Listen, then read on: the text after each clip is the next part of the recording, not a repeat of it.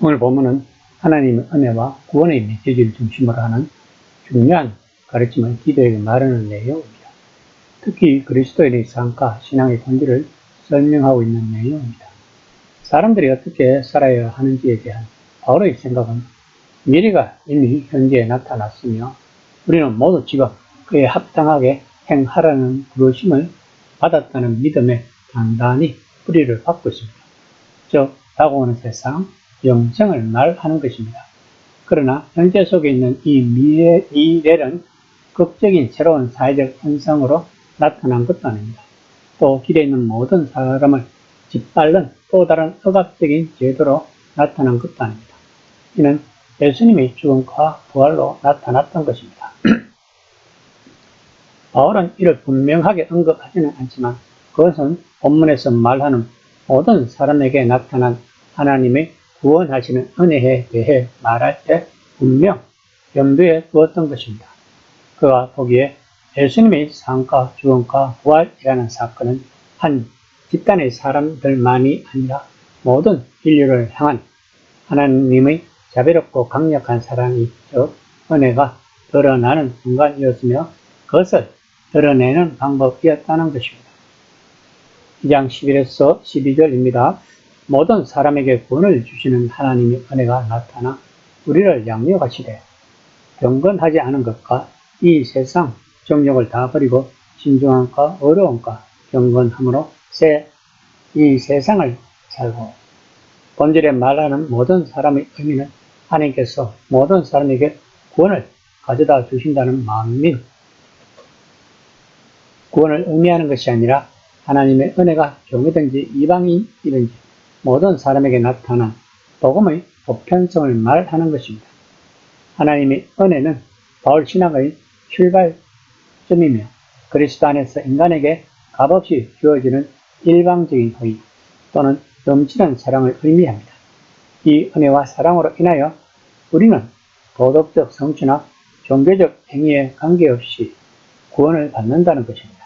그러면 이 하나님의 은혜가 우리들에게 가르치는 것에 대해 설명합니다. 즉, 하나님의 은혜를 받은 성도들은 어떤 삶을 살아야 하는지에 대해 말하고자 하는 것입니다. 첫째, 절제입니다. 우리는 진정한 인간으로서 술 취함이나 우리를 이성 없는 동물처럼 만드는 다른 행동들로 인간다움을 악화해서는 안 된다는 것입니다. 우리는 다른 사람들을 너그럽고 친절하게 대할 때 성취감을 얻도록 설계된 피조물입니다. 술 취함이나 그와 유사한 행위는 우선 우리를 이기적인 사람으로 만들 수 있다는 것입니다. 왜냐하면 술 취한 사람은 실제로 다른 사람에게 관심이 없고 자아에만 관심이 있기 때문입니다. 즉, 우리의 자아에도 해를 끼친다는 것입니다. 둘째, 정의입니다. 하나님의 은혜가 무엇인지 아는 그리스도인, 즉 그 은혜는 세상을 바로잡을 강력한 사랑입니다. 예수님 안에서 그것이 시작되었음을 아는 그리스도인은 우리가 자연되는 것을 지켜보거나 아무것도 하지 않고 있을 수 없다는 것입니다. 가끔 이 단어의 번역으로 사용되는 어려운이라는 단어는 정의는 한 사람의 삶에서도 드러나야 한다는 정의의 한 요소를 보여주고 있지만 자기의 의처럼 가끔 소극적으로 보일 수 있습니다. 그러나 바울이 사용하는 단어는 매우 적극적인 단어로 삶을 바로잡는 동시에 세상을 바로잡기 위해 전념하는 삶을 나타내는 것입니다. 셋째, 경건입니다.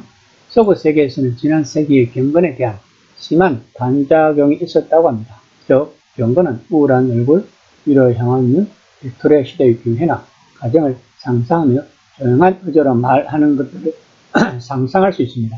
이런 경건에 대한 생각은 사람들로 하여금 나는 그렇게 되고 싶지 않다라는 생각을 낳았다고 합니다. 그러나 진정한 경건, 참 헌신은 그런 헛새가 전혀 필요하지 않다는 것입니다. 물론 처음 하나님의 사랑을 의식하며 기도하고 살아가는 법을 배울 때에는 이상한 기분이 들기도 할 것입니다. 그리고 그 이상함은 얼굴, 목소리, 태도에서 나타날 것입니다. 그러나 성숙해진 경건한 사람은 자신도 편안하고 다른 사람들도 편안하게 해줄 수 있는 사람으로 하나님의 임재 가운데 있는 신앙, 기도, 미래에 있을 궁극적인 예수님의 나타나심을 고대하며 살아가는 삶을 자연스럽고 평범한 것으로 여긴다는 것입니다. 다시 말하면 바울은 본절을 통해 하나님의 은혜를 받은 자는 전체적으로 불신앙과 거기에 속하는 욕망을 버리고 덕행을 갖추어 이 세상을 살아가야 할 것을 권면하고 있는 것입니다. 2장 13에서 14절입니다.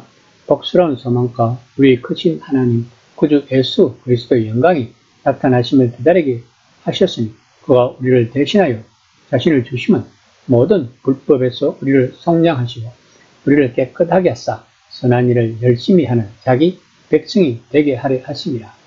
본절에서 말하는 복스러운 소망은 그리스도의 재림과 다가오는 세상, 즉 영생에 대한 소망을 말합니다. 그리스도의 재림의 그 날에는 주님이 영광스럽게 나타나실 것이며 성도들을 영접하여 영광스럽게 하실 것이라고 바울은 강조하고 있는 것입니다. 그 영광스러운 재림을 맞이할 성도의 삶이 바로 앞절에서 바울이 강조한 것입니다.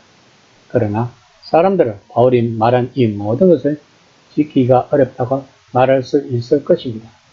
오래된 생활 습관은 너무도 강력하기 때문입니다.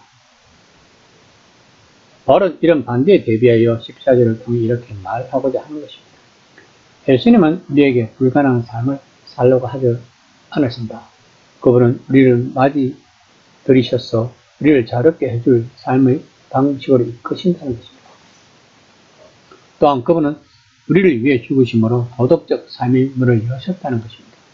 우리는 지금 그분의 새로운 세상, 진정으로 깨끗한 세상, 우리 주변 사람들과 사회에 적극적으로 기여할 수 있는 세상으로 들어오라는 초대를 받는다는 것이 본절에서 말하는 선한 일의 일반적인 의미인 것입니다. 우리는 이 말을 그저 예의 바르게 행동하는 것으로 이해할 수 있지만 본질에서 그 말은 더 넓은 공동체를 위한 관대하고 유익한 행동을 가리킨다는 것입니다. 예수님은 이런 삶을 살아가는 다가오는 세상의 새로운 하나님 나라의 백성의 삶을 살아갈 수 있도록 우리를 이끄신다고 바울은 강조하고 있는 것입니다. 2장 15절입니다. 너는 이것을 말하고 권면하며 모든 권위를 책망하여 누구에서든지 업신여김을 받지 말라. 아마도 디도가 교회를 관리하고 다스리는 일에 대해 좋지 않게 생각하는 자들과 그가 할례받지 않은 헬라인이라고 무시하는 자들이 있었던 것 같습니다.